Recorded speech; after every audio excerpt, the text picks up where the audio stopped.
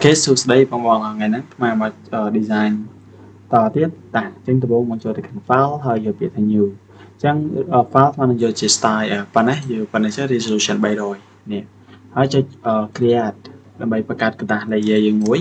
ตามที่มาเจอกันเตียนรูปมาได้โดยสาร poster ยิ่งคือทัวร์จีประเภทแบบนี้อย่างเช่นกระดาษเรียกคือตัวมุมปันนั้น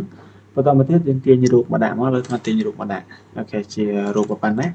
ตามที่มาเจอกัน select ให้โยเปียทา select subject อาตมาปราบแพนทูเดย์สายที่มุ่งมาจากไอวิดเอาอยู่ในเปตาปราบแพนทูยังเติมประดับรวมบริกรวมยังเวียงอยู่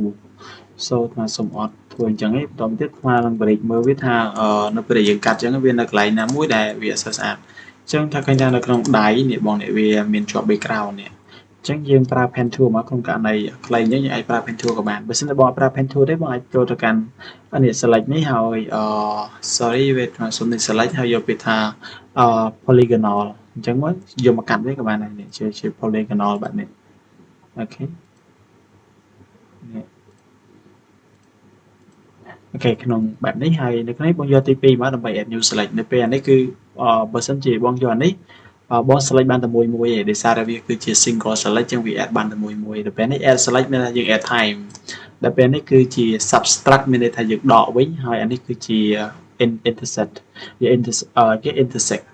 intersect មានន័យថាប្រសពបងវាយកតែកន្លែងណាមួយដែលវាប៉ះគ្នាទេកន្លែងណាអត់ប៉ះគ្នាគឺវាអត់យកទេចឹងថ្មអត់បាននិយាយពីហ្នឹងទេឥឡូវថាសូមធ្វើតទៅលើពពួកនេះវិញនេះថ្មដាក់វាអញ្ចឹងចុះរៀងជ្រុងអីវិសាលរៀងប្រើហ្នឹងយកប្រើ pen tool យើង pen tool ឬ smooth ហ្នឹងលើថ្មសូមនេះអានេះវារៀង pen tool ដែរទេតែគាត់អានេះវាអត់ smooth វាលក្ខណៈវាកាត់តែរៀងជ្រុងអូខេតើទៀតថា alt delete អូខេចុច control D ដើម្បីដោះវិញអូខេបាទចុច convert to smart object ទៅដើម្បីកុំឲ្យរូបយើងវាព្រើអូខេហើយថ្មទាញទៅដាក់យើងបែបនេះមកចុច control T ដើម្បីវារួមវាទីមកអូខេមកឲ្យយកវាប៉ុណ្ណេះឬក៏ទម្លាក់វាទីទៅគេប៉ុណ្ណេះចាតាមទៀតថ្មនឹងចូលទៅកាន់ solid មួយដើម្បីដាក់ពណ៌វាអញ្ចឹង solid ថ្មនឹងចូលពណ៌មកបែបនេះហើយ selectទៅលើពណ៌រៀងនៃរឿងបែបនេះអូខេប៉ុណ្ណឹងបន្តទៀតអាត្មានឹងចូលទៅកាន់នៅនេះតើតើនឹង elliptical marquee tool អញ្ចឹង elliptical គឺជា tool ពងកពើប៉ុន្តែបើសិនជាខ្ញុំចង់បានឲ្យវារៀងមូលខ្ញុំអាចចុច shift ជាប់ទៅដើម្បីវាមូលនេះចុច shift ជាប់វានឹងមកពីនឹងពងកកដាលវិញអញ្ចឹងវាមើលទៅ shape របស់យើងនឹងរៀងលក្ខណៈវាមូលស្អាតបើសិនជាខ្ញុំអត់ចុច shift ទេtool របស់វាទៅជា tool បែបរៀងពងកពើបែបហ្នឹងវិញអញ្ចឹងយកប៉ុណ្ណេះចុះអូខេបែបនេះតើទៀតថ្មចូលទៅកាន់ adjustment ហើយយកទៅ curve ដើម្បីទាញពលឺវានឹងភ្លឺជាងនឹងតិចនេះខ្ញុំឃើញនៅពេលដែលយើងទាញពលឺទៅវាទៅ style យ៉ាងទីមួយនៅពេលដែលយើង press style យើងអាចវាបិទបាំងទៅលើ style សក់ដែរឧទាហរណ៍ខ្ញុំឃើញតែ style សក់នេះវាអត់សូវ smooth ទេក្នុងហ្នឹងខ្ញុំអាចយកបើសិនជាយើងមើលទៅថាវាអត់សូវ smooth អត់សូវអីចឹងខ្ញុំអាចចូលទៅលើរូបហ្នឹងទៅហើយចុច mask ឲ្យវានេះបង្កើត layer មួយហើយ clipping mask ឲ្យវា clipping mask ហើយយកទៅកាន់ចូលទៅកាន់អក្សរ B ដើម្បីចូលទៅកាន់ប្រាស់ហើយទាញទៅលើចុច select ទៅលើ background មួយមកអូខេនៅក្នុងនេះថ្មដាក់វាធំអានេះ opacity ថ្មដាក់វាធំ10អីទេហើយថាយកមកឆោតទៅលើសរសៃសក់នេះដើម្បីវាមើលទៅរៀងប្រស៊ីគ្នាបន្តិចជាមួយនឹង background របស់យើងណាជាមួយអញ្ចឹងអូខេជាកំពុងប៉ុណ្ណឹងក្នុងលក្ខខណ្ឌបើសិនយើងចង់ឲ្យវារៀងអាសរសៃសក់ដែលវាខ្មៅនឹងខ្មៅខ្ញុំអាចប្រើ style នេះបានប្រើប្រាស់ពណ៌សក់ហ្នឹងទៅឬក៏ខ្ញុំអាចប្រើទៅលើ clone ខ្ញុំអាចប្រើទៅលើហ្នឹងក៏បានឬក៏ប្រើទៅលើ clone ក៏បានតែសម្រាប់អាត្មាជាទៅអាត្មាអាចប្រើអានេះចុះដើម្បីឲ្យវាមើលទៅរៀង balance គ្នាជាមួយនឹង background យើងក្រោយសូអាត្មាតែងតែប្រើ style អញ្ចឹងនឹងក្នុងលក្ខខណ្ឌខ្លះថ្មប្រើវាជានេះដែរប្រើវាដើម្បី clone ដែរប្រើ clone ដែរឥឡូវថាយកប៉ុណ្ណឹងហើយតទៅទៀតថាទាញកាហ្វេចូលអូខេខ្វេបែបនេះហើយថាចុចបិទនេះវិញប្រើ select ដូចគ្នា select បែបនេះ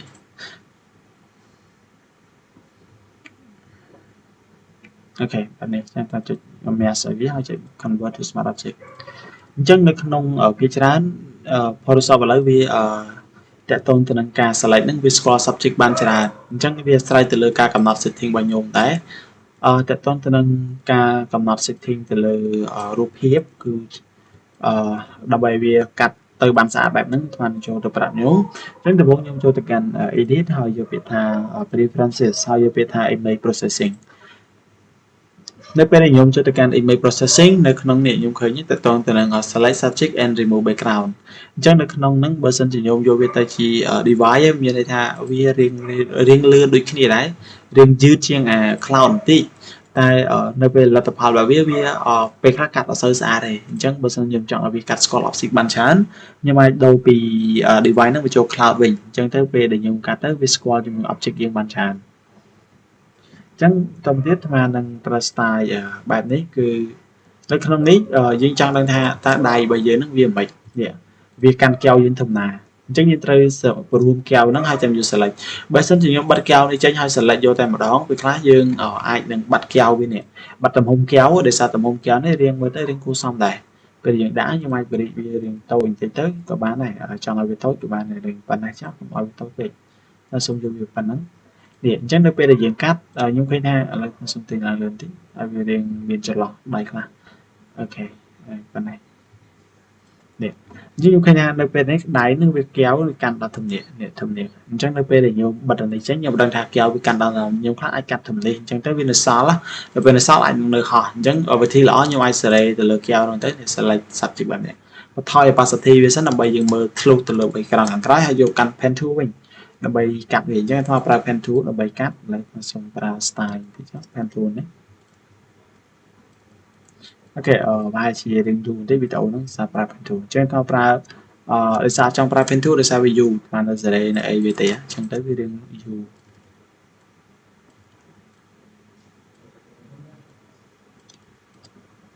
អូខេនេះប៉ុណ្ណេះថានឹងអាចយកសំឡេងវិញធ្វើម៉េចឲ្យផុតកម្មួយកំប៉ុងរបស់យើងណាអូខេ style អញ្ចឹងអូខេរៀងបែបនេះវិញបាទថ្មតម្លាក់ opacity វាបន្តិចទៀតសារតែវាមើលទៅរៀងនេះដោយសារថ្មយកអត់ចង់បានអានេះឲ្យខ្លាំងទេថ្មយកកំណត់ធ្វើម្រាមដៃកណ្ដាលអញ្ចឹងទោះបីជាវាខាងនោះដាច់ក៏ដោយជាងថ្មសូមបន្តឲ្យសូមបែបនេះចឹងនេះ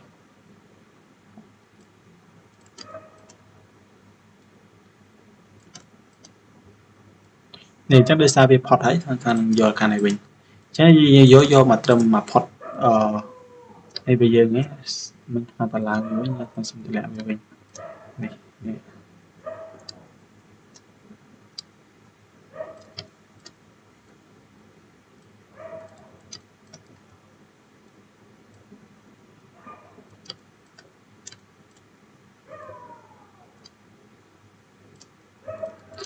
ជាប៉ុណ្ណឹងខ្ញុំយកនឹងវិធី style អញ្ចឹង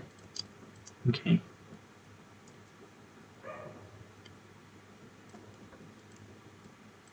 គេដោយសារវាផុតកៅយើងកៅនេះ style ហ្នឹងអញ្ចឹងយើងអាចមើលវិញបានក្នុងករណីថាយើងអាចដឹងថាផុតនេះឃើញអញ្ចឹងនៅពេលដែលយើងផុតអញ្ចឹងវាស្រួលក្នុងការដែលយើងមើលថាកៅនឹងវាធម្មតាអញ្ចឹងបើសិនជាយើងយកតាមកៅនឹងទៅបានហើយមិនបាច់ចាំនេះឲ្យវាផុតនៅឆ្ងាយដោយសារគាត់យើងយកវាដើម្បីដាក់វាពីលើទេអញ្ចឹងនៅពេលដែលយើងដាក់វាពីលើទៅអូ sorry អានេះទៅវាអូខេ style ចេះវាផុតហើយអញ្ចឹងផុតហើយថ្មយកវាមកពីនឹងវិញយកវាមកកប់ចោលជាមួយនឹងក្រោមបែបនេះតទៅទៀតថ្មចុចឈរលើដៃនេះចុច control enter នេះឲ្យចុច control J មកដើម្បី copy ថ្មនឹងយកដៃនឹងដាក់ពីលើកែវនេះបែបនេះហើយនេះផាត់វាចូលវិញនេះខ្ញុំឃើញថានៅពេលដែលយើងយកនឹងដាក់ទៅលើដៃខ្ញុំឃើញថាដៃនៅលើកាហ្វេហើយនេះអញ្ចឹងយើងអាចបើកវាវិញមកនេះឃើញទេនៅកាហ្វេនេះនៅលើដៃកាហ្វេបាទនេះអញ្ចឹងថាបានប៉ុណ្្នឹងហើយបន្តមកទៀតខ្ញុំឃើញថានៅខាងនេះវាចេញអញ្ចឹងខ្ញុំចូលទៅកាន់រូបដើមរបស់យើងនេះនេះបន្តទៀតខ្ញុំចុច mask ឲ្យវាដើម្បីលុបទៅលើ style ណាមួយនេះដូចលុបលើនេះអញ្ចឹងថាដល់ opacity វា100ខ្ញុំចុចលេខ0ដើម្បីដាក់វា100អញ្ចឹងខ្ញុំលុបវាទៅកន្លែងណាដែលវាចេញនេះចេញខ្ញុំលុបវាវិញ style វាបែបនេះអូខេតាមទៀតនៅដៃថ្ម convert ទៅ smart object ចាស់វាស្រួលអញ្ចឹងប៉ុណ្ណឹងហើយថ្មចុច alt ឲ្យជាប់លើវានេះបែបនេះហើយចូលទៅកាន់ adjustment យកពាក្យថា curve ដើម្បីទម្លាក់ទៅលើវាអញ្ចឹងនៅពេលដែលខ្ញុំតម្លាក់វានឹងខ្មៅបែបនេះដោយសារម៉េចដោយសារតែ adjustment របស់យើងវានៅលើអញ្ចឹងខ្ញុំដាក់នៅវានៅពីក្រោមវិញមកនេះជាទម្រង់ប៉ុណ្ណេះហើយខ្ញុំអាចសេរីវាតិចទៅនេះទាញវាបន្តិចខ្ញុំអាចដាក់អូទាំងអញ្ចឹងខ្ញុំអាចចុច control T ទាញវាក៏បានដែរបើសិនជាខ្ញុំអត់ចុច arrow key anarchy này chúng ta tí tí nó phần này cho các bạn này để khăn chịu lấy cho các bạn khăn chịu phần chắc phần nắng trong tiết nhưng ai cho được căn anh ấy vô việc từ chỉ mass hay vô được căn property cho được căn mass hay thì feather về thì tới về này riêng chứ ok nhưng mà cầm nát từ từ về bàn đáy đôi chia từ small về nó đặt trên đặt đấy phần này mà lúc nó vô về phần này chứ nó bây giờ dừng khơi nhưng khi nào này đây bây giờ dừng vô nó về plơ đã cài đài vì chung với nhà quay để dừng vô mà nhá chẳng dùng từ thừa mấy anh ấy ao việt đại mình chứ nó bay việt đánh trong cho lơ mạc mình nó trên Shopee là bây giờ cần press hay những lục ở lại này mình trong việc không máu chẳng như trong lục yếu cho không máu để tới lục vì mình lục ở snow đang tranh máu nè ok riêng lục snow đang tranh chẳng anh ấy snow đài chẳng lục nhẹ nhàng nè mình thấy những việc bên này giác phần nắng anh đi riêng nhưng mà đã small về hàng crown thì không ai tích các bạn đấy thì mà sẽ bắt bài tầng chắc ok tổng tiếp mà cho được cà phê mà đón mà tiền cho lượng cà phê riêng mình một lượng tích cho được curve hay giờ đã clipping mà viết tiền là lên thì tết là bởi vì mình một lượng tổng tiếp mà cho được đã ở cà phê nó riêng po riêng đất chừng muốnถึง straw chừng muốn mà cho được vibrance แบบนี้ rồi đã clipping mà vì chắc là saturation mà saturation mình thay vì từ lượng po vì hai chân dương pra anh tới riêng một lượng lạnh nè saturation nhưng quanh ta by reply chứ nè ok phần nắng ở đây ta xong vô tại phần năng này và trong tiếp để tôn từ năng một menu mà đòn nhưng khi nào một menu riêng so chừng muốn chẳng như mai cho từ lượng menu hay cho từ can adjustment hay vô việc ta curve đặt clipping mà bên đã là những tiền này là thì tới riêng ta làm của lượng oi menu thì tới riêng của lượng vì po này này nhưng mà vì chẳng po nó riêng và si cho môi background bao dương bàn tiết nhưng mà cho từ canនេះ adjustment ហើយយកពាក្យថា color balance ដើម្បី balance ពណ៌គ្នាហើយខ្ញុំអាចសេរីបានថាចង់ឲ្យស្បែកមកទៅមិនគឺនៅក្នុងនេះខ្ញុំឃើញអាចសេរីទៅពស៊ីជាមួយនឹង background យើងបានអូខេហើយតើតើទៅនឹងការ៉េមយើងអាចថែមគាត់ក៏បានតែនៅក្នុងនេះដូចជាយ៉ាថ្មអាចនឹងថែមគាត់តិចដែរឬក៏ខ្ញុំអាចចូលទៅកាន់នេះក៏បានដែរនេះចូលទៅកាន់ទៅលើនេះ saturation បែបនេះហើយខ្ញុំចូលនេះ select វាមកហើយយកពណ៌ក្រហមនេះហើយចាំយើងទៅតឡើងវាទៅអូខេដាក់លើ clipping មកឲ្យរូបហើយតឡើងអូខេតែយកវាប៉ុណ្ណារឿងក្រហមតែវា affect ទៅលើរីបើយើងក្រៅដែរអញ្ចឹងថាខ្ជិលប្រើ mask ឲ្យវាថាទាញវាមកក្រៅមកហើយស្មើអាចលុបនៅ style ខ្លះទៅទុកតាកន្លែងហ្នឹងក៏បានចុច control I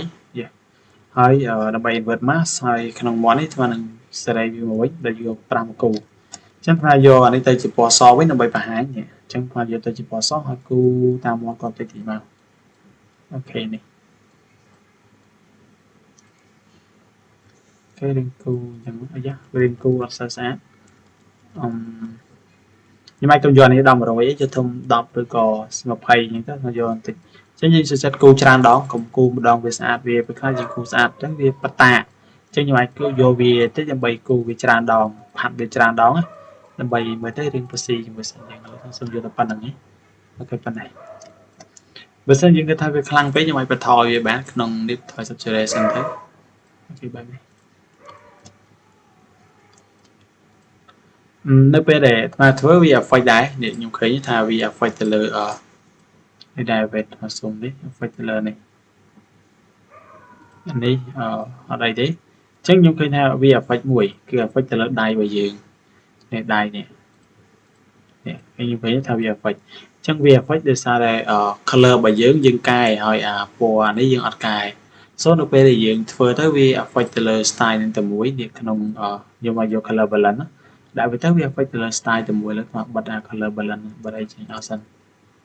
ហើយនេះក្នុង color នេះរៀងសឡើងមកយកនេះមកវិញនេះអញ្ចឹងនៅក្នុងដៃយើងឃើញថាវាខុសពណ៌អញ្ចឹងខ្ញុំអាច copy អាពណ៌នេះទៅដើម្បីវាដូចគ្នា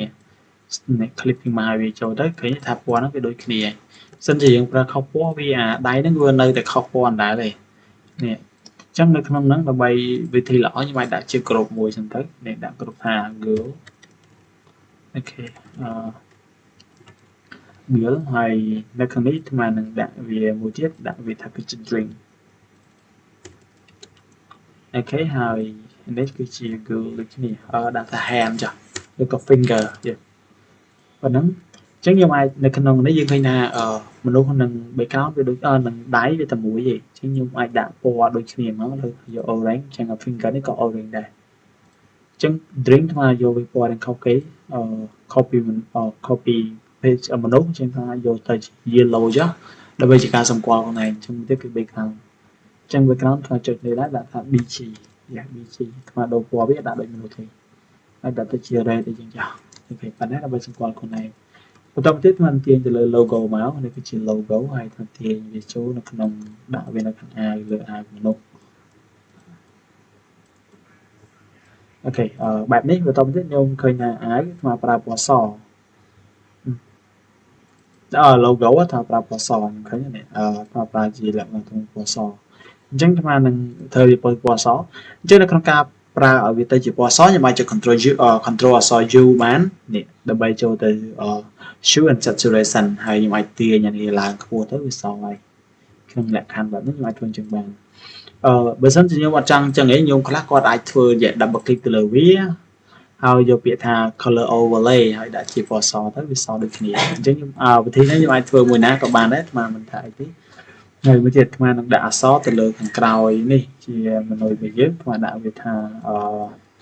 នេះ cafe latte យេអញ្ចឹងខ្ញុំអាចចុចសរសេរអក្សរខ្មែរធម្មតាទៅ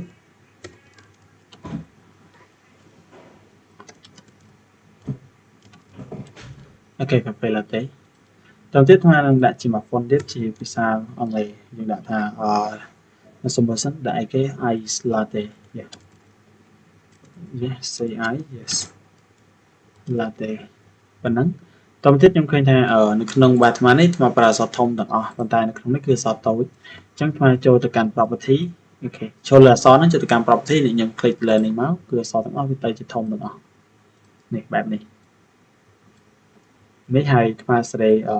រូបអក្សរខ្មែរយើងរៀងធំបន្តិចធំប៉ុណ្ណឹងមកអូខេស្អាតយកវាប៉ុណ្ណឹងចុះ Control Shift ជាប់ចុច select លើវាទាំងពីរមកចុច Control T ខ្ញុំអាចសេរីវាទៅម្ដងទាំងពីរយ៉ាបែបនេះហើយខ្ញុំអាចសេរីវាឡើងទៅលើទៅអញ្ចឹងដើម្បីសេរីវាឲ្យវាឡើងទៅលើខ្ញុំអាចចុច Control ឲ្យជាប់នេះឈប់លើនេះអញ្ចឹងខ្ញុំអាចចុច Control ចឹងក៏បានបើសិនជាខ្ញុំអត់ស្គាល់ Control ដំបូងទេខ្ញុំអាចចុច មើលស្ដាំលើវាហើយនិយាយថា screw នេះខ្ញុំយកវាទៅ screw ហើយទាញវាឡើងទៅអូខេអញ្ចឹងក៏ទាញឡើងប៉ុណ្ណឹងឬក៏ទម្លាក់បន្តិចទៅប៉ុណ្ណេះហើយទាញអក្សរហ្នឹងដាក់នៅខាងក្រោមវាអូខេបែបនេះអញ្ចឹងខ្ញុំវារងថារៀងអក្សរហ្នឹងរៀងនេះពេកខ្ញុំសុំតិចទៅលើ T នេះអត់ shift លើនេះទៀត3ហ្នឹង shift ចុច Control T ទាញវាមកក្រោមតិចអូខេខ្ញុំអាច break តិចក៏បានក្នុងនេះឥឡូវខ្ញុំ break វាបន្តិចចុះអូខេបែបនេះអូខេហើយអក្សរនេះស្មើនឹងដាក់វាឲ្យតូចជាងនឹងតិចក៏បានឡើងទៅលើធ្វើម៉េចឲ្យយើងមើលអក្សរឃើញហើយតែប៉ុណ្ណេះអញ្ចឹងខ្ញុំតម្លាក់រូបមកក្រោមតិចទៀតនេះ Control T ហើយទាញវាមកក្រោមតិចទៀតអូខេរៀងប៉ុណ្ណេះហើយ logo ក៏ដូចគ្នាដែរស្មើនឹងទាញវាដាក់ធំតិចទេហើយអាចសេរីវាតូចតិចក៏បានឬក៏ប៉ុណ្ណឹងក៏បានដែរអូខេហើយអក្សរដូចគ្នាថាសេរីវា33មកយ៉ាទាញ Control ជាប់ទាញសេរីវាទៅខ្ញុំឲ្យដាក់វាតូចធំបានជាប៉ុណ្ណេះអូខេប៉ុន្តែយើងអាចមើលសតដែរថាវាគឺជា cafe latte អូខេអញ្ចឹងបន្តទៀតអាតែងតែប្រើវាទៅក្នុងនេះថាសម្រាប់ជា logo មួយសិនអញ្ចឹង logo វាជា brand របស់ cafe អញ្ចឹងយើងអាចដាក់វាទៅជាពណ៌ជាមួយនឹង drink ជា yellow បែបនេះហើយនេះជាអក្សរជា type ដូចគ្នាចឹងអាដាក់វាtype ឬក៏ title ខ្ញុំអាចដាក់មួយណាក៏បានហើយដូរវាទៅជា yellowអូខេហើយបន្តទៀតខ្ញុំចុច Control Shift E ដើម្បីមើលវាជា layer មួយអញ្ចឹងថាចុចមកស្ដាំលើវាយកពាក្យថា convert to smart object ដើម្បីស្មាប្រែទៅលើនេះបន្តិចអញ្ចឹងតោះមកស្មាចូលទៅកាន់filter យកកាមេរ៉ា filter ដើម្បីកែរូបហ្នឹងឲ្យរៀងច្បាស់ជាងមុនទីអញ្ចឹងអាចចូលទៅកាន់ texture នេះទាញឡើងបន្តិចទៅហើយ clarity ក៏ខ្ញុំអាចទាញឡើងបានហើយមួយទៀតស្មាតែងតែប្រើអក្សរប្រើជាងគេទៅទៅនឹង vignette អញ្ចឹង vignette ហ្នឹងគឺយើងធ្វើវាដើម្បីឲ្យពលឺវាសឬក៏ខ្មៅបើសិនខ្ញុំទាញឡើងទៅលើមានន័យថាវានឹងសចេញមកគៀនបែបនេះ ខ្ញុំទាញទៅឃើញថាឥឡូវអ្នកឃើញថាវាសគៀនបែបនេះបើសិនខ្ញុំទាញទៅក្រោមវាធ្វើឲ្យរាងកម្ៅអញ្ចឹងខ្ញុំអាចនឹងសាក់អាត្មាអសប្រើដែរនៅក្នុងហ្នឹងឥឡូវគាត់ថាអាត្មាអត់ប្រើវាទេសារតែប្រើទៅរឿងកម្ៅវាអាចខូចពណ៌ផ្សេងតែ version ក្នុង poster វាច្រើនអាត្មាតែងតែប្រើវាដើម្បីដាក់វាឲ្យវាទៅក្រោមបន្តិចដកបន្តិចដើម្បីឲ្យ pop up នៅពេលដែលយើងដាក់វាខ្មៅខ្មៅគៀនយើង focus ទៅលើកដាលច្រើនអញ្ចឹងដើម្បីវា pop up អញ្ចឹងគាត់តម្លឹង gain បន្តិចដើម្បីវាទាំងនេះហើយនេះថ្មនឹងអត់ប្រើវាទេថ្មនឹងដាក់វាដែរតែដាក់បន្តិចតួចទេតាមទៀតមកចូលទៅកាន់ detail ដើម្បីដាក់វាដិតជាងមុនហើយយកវាប៉ុណ្ណេះហើយកាត់ណយបន្តិចកុំឲ្យវាណយច្រើនពេកអូខេតែប៉ុណ្្នឹងថ្មដូចជាប្រើតែប៉ុណ្្នឹងទេតាមទៀតមកចុច OK ទៅដើម្បីយកវាអូខេតែខ្ញុំឃើញខុសប្លែកព្រោះថាយើងឃើញអាខ្មៅហ្នឹងដោយសារតែយើងប្រើទៅទៅនឹងវិនិច្ឆ័យហ្នឹងមិញហ្នឹងខ្ញុំអាចដកវាបានបើសិនជាយើងគិតថាអត់ចង់ឲ្យ background ហ្នឹងវារាងខ្មៅទេខ្ញុំអាចចូលទៅកាន់ effect វិញនេះខ្ញុំអាចតម្លាក់វាទៅឬក៏តម្លើងវាបន្តិចទៅដើម្បីឲ្យវាសជាសង្ខាងគេថាយកវាប៉ុណ្ណឹងខ្ញុំអាចសេរីថែមបាននៅក្នុងនេះខ្ញុំអាចសេរីទៅលើតាក់ទងទៅនឹងនេះតាក់ទងទៅនឹងគេ light ពលឺខ្ញុំអាចទាញលើ contrast ដិតជាងមុនចេះទៅរៀងដិតក្រហមជាងមុនណានឹងរៀងដិតជាងមុនអញ្ចឹង highlight ទៅលើពលឺរបស់វាខ្ញុំអាចតម្លើងឬក៏តម្លាក់វាបានហើយទៀត shadow វាសម្រាប់ទៅលើភាពលង្កត់នៃនេះដូចជានៅក្នុងសក់ក្នុងអីខ្ញុំអាចស្លាញវាទៅវាតម្លើងវាភ្លឺហ្នឹងតែបើខ្ញុំតម្លាក់វាកន្លែងហ្នឹងរឿងលងឹតជាងហ្នឹងតិចអញ្ចឹងអាត្មាអត់សេរីទេអាត្មាសុំយកតែប៉ុណ្្នឹងចាស់ចឹងមកចុច OK អូខេនេះគឺជា result របស់យើងបើសិនជាខ្ញុំមានអីចង់ដល់ខ្ញុំអាចឆាកសួរទៅបានអូមួយទៀតរូបនេះខ្ញុំមានអារម្មណ៍ថាដូចជាកដាលចឹងអាត្មាចុចនោះទៅថាបើសិនជាអាត្មាចុចចែកដាក់ select វាជាប់ហើយអាត្មាចុច Ctrl A តែចុចទៅលើកដាលវានឹង affect ទៅលើទាំងអស់ខ្ញុំឃើញថាអូខេរូបទាំងអស់នេះវាមកកដាលដែរអញ្ចឹងយើងចង់រក្សានៅគុណភាពដើមមានន័យថាយើងចង់រក្សាទៅលើកែវទៅលើអីទាំងអស់ប៉ុន្តែឲ្យវាមកកដាលតែមួយអញ្ចឹងដើម្បីធ្វើចឹងបានយើងអាចចុចទាំងអស់ហ្នឹងទៅជាក្រុមមួយសិនឥឡូវអាត្មាសូមចុច save girl finger ជាមួយនឹង string ហ្នឹងហើយចុចមួយទៀតចុច logo ដែរសារ logo នៅជាប់អាវអញ្ចឹងតើដាក់ជាក្រុមមួយនេះដាក់ជាក្រុមនេះអាត្មាដាក់ថាគឺជាឥឡូវដាក់ថា main ចុះបាទ main ហើយប៉ុណ្ណឹងតទៅទៀតថាចុច Ctrl A មកហើយចុចមកកដាលមកនេះអញ្ចឹងវាមកតែមនុស្សអញ្ចឹងអ្វីផ្សេងវាអត់មានប៉ះពាល់ទេអញ្ចឹងចុច Ctrl D ដើម្បីដោះវិញហើយទៅចុច Ctrl Shift E នេះចុច Ctrl C លើវាអញ្ចឹងអត្ថប្រយោជន៍នៃការប្រើ Smart Object គឺអញ្ចឹងយើងអាច refresh រូបបានឧទាហរណ៍រូបនេះឃើញវាអត់ទៅកណ្ដាលខ្ញុំឃើញកើអញ្ចឹងខ្ញុំចង់ឲ្យរូបនេះវាមកចំនួនរូបនេះវិញអញ្ចឹងខ្ញុំចុច Ctrl C លើរូបនេះហើយចុចបើកផ្នែកនេះមកចុច double click លើវាអូខេបន្តទៀតខ្ញុំចុច Ctrl V ដើម្បីផាសវាវិញអូខេណា layer ដែលយើងផាសមកថ្មីអញ្ចឹងខ្ញុំចុច Ctrl S ដើម្បី save អូខេខ្ញុំចុច Ctrl S ដើម្បី save អញ្ចឹងនៅពេលដែលខ្ញុំចូលទៅមើលនៅក្នុង poster យើងវិញនេះឃើញខ្ញុំបាត់ទៅវា replay រូបចាស់បាត់ហើយអញ្ចឹងនៅក្នុង poster ហ្នឹងមាននៅក្នុងវីដេអូហ្នឹងមានតែប៉ុណ្្នឹងទេអរគុណច្រើនបើសិនជាខ្ញុំមានចម្ងល់ខ្ញុំអាចឆាត់សួរទៅមកបាន